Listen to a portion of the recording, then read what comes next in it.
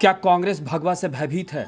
क्या कांग्रेस को भगवा से भय लगता है? और ये सवाल बार बार इसलिए उठते हैं क्योंकि ये कोई संयोग नहीं, कांग्रेस का 100% सुनियोजित प्रयोग है। तभी तो कभी कांग्रेस नेता और देश के गृह मंत्री रहे सुशील शिंदे भगवा आतंकवाद की बात कहते हैं, तो कांग्रेस नेता जनार्दन द्विवेदी सफाई के अंदाज में कहते हैं कि आतंक का एक ही रंग और वो काला होता है।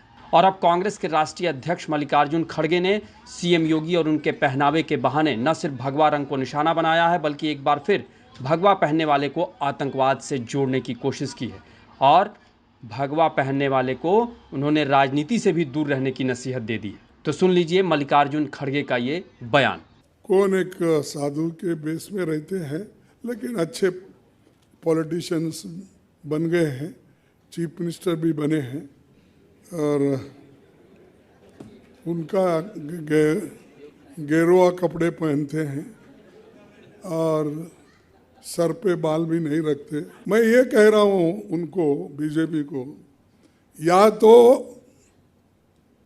सफेद कपड़े डालो या तो सन्यासी कपड़े डालते हो, गेरुआ डालते हो, पॉलिटिक्स से बाहर हो जाओ। लोगों को बोलते हैं बटेंगे तो कटेंगे, ये साधु का काम है, नाथ पंथ का काम है।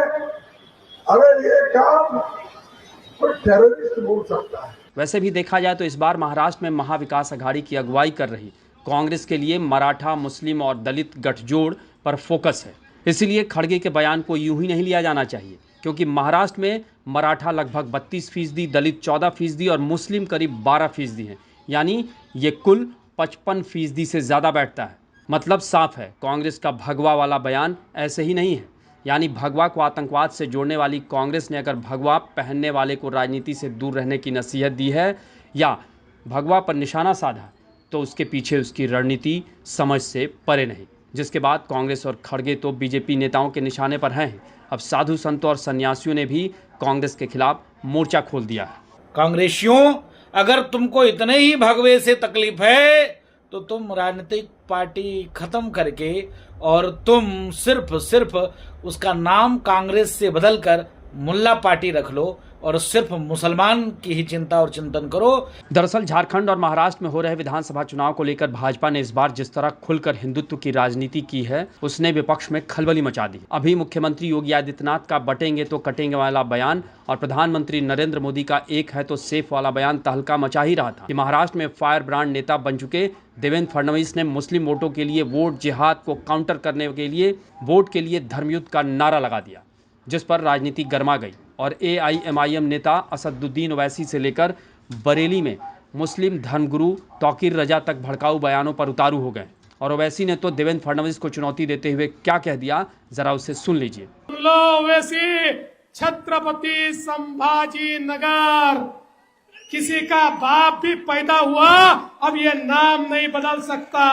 अब ओवैसी की चुनौती आनी थी कि देवेंद्र फडणवीस भी कहां चुप रहने वाले थे, तो जरा देखिए उन्होंने कैसे जवाब दिया।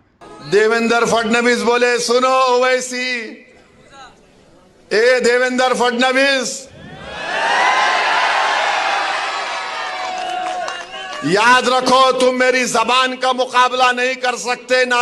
अगर तुम मोदी अमित शाह भी बैठ गए तो मेरी जबान का मुकाबला नहीं कर सकते। यानी कुल मिलाकर देखा जाए तो इस चुनावी माहौल में इस बार हिंदू मुसलमान से लेकर भगवा, घुसपैठ, आतंकवाद और बाप सब कुछ हो रहा है।